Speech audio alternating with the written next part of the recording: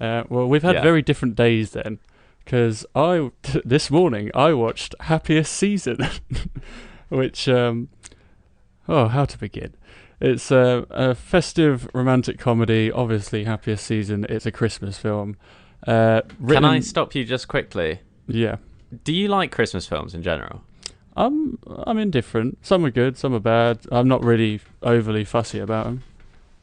Yeah, I think at some point with the festive season coming up, we'll need to do a special on Christmas films, Yeah, or at least a segment or something about it. yeah. Let's not get too But much into it now. We'll save that ammo for that episode. But yeah, that'd probably be a good yeah, idea. But this one is written and directed by Clea Duvall, and it stars Kristen Stewart, Mackenzie Davies, Alison Brie, Aubrey Plaza, Dan Levy, and lots of people basically. And essentially about a lesbian couple who decide to go. Kristen Stewart's character hasn't met Mackenzie Davis's character's parents yet, so she invites them to her family home for Christmas. But on the way, Mackenzie Davis reveals that she hasn't actually come out to her parents yet, and they believe that Kristen Stewart is actually just her roommate. And as you can imagine, problems unfold from that scenario. Um, chaos ensues. That doesn't sound very Hallmark Christmas film. well, Is it? I'll start Are we, off. are we finally branching out and having something a bit more interesting? Well, I'll go through it because there's a lot of negatives about it, but then I'll round it up in a Okay. nice way. It's one. Okay. It's very generic. Like if you know anything about film, like writing or film structure, you can plot it.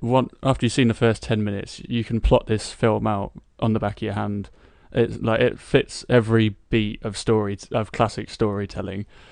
Yeah. Especially when it comes to these sort of awkward capers where some people don't know a secret and people have to hide it from them. It's very formulaic, and the writing isn't great. Like it's more on a not so much dialogue, but more in the narrative itself. It's a lot of a character will say something quite meaningful, and then a couple scenes later they'll be doing something that doesn't make sense because they've already said something else. Like lots of moments happen that seem out of character, and it doesn't. It's sort of like they're sort of pushing it through to make the story work, and it's quite noticeable. It does take away from it a bit. Um, and obviously, with the two leads being Chris Stewart and Mackenzie Davies, the whole for it to really work, for any sort of relationship movie, you need to believe that these two people are a couple or could be a couple, and there just wasn't not so much chemistry, but it's just more. There wasn't actually many scenes of them appearing to be intimate or be believable as a couple. It starts off with them having a bit of fun together, and then shortly after they're driving to Mackenzie Davies' parents' house, and I almost found it hard to sympathise with Mackenzie Davis's character because, like I said, she does some things that seem really out of character and just comes across a bit of a dick, and then you're meant to feel bad when they fall out later on. I mean, it's a spoiler, but as I said, it's the most generic thing. And then I was at gonna those say points, well, at those points of like tension, I'm just sort of sat there feeling like, well, I don't care. She was a dick. Like, why is this a I problem? don't like these characters. Yeah, Yeah, that's they that doesn't act. make it an easy watch. Yeah, they act it well. I'll give them like everyone's like putting in a good shift. Um, and yeah, it carries on as you'd expect, and it's just fine. But then by the end of it, or the way it sort of wraps up is actually quite nicely done, and obviously the main narrative being an LGBTQ relationship, and I think it's done by someone that has an understanding for that. It's not like it's not very skin deep, like brushing over the main issues. It treats it respectfully and tackles it well. And then even though there was a lot of problems, and I noticed a lot of problems, by the end of it, I did enjoy it, and mainly because you take it for it's a Christmas rom-com. Like if I got that critical of it, I'd never have any fun in my life ever. So Yeah, and it come on, wrapped up. Scrooge. It wrapped up nicely.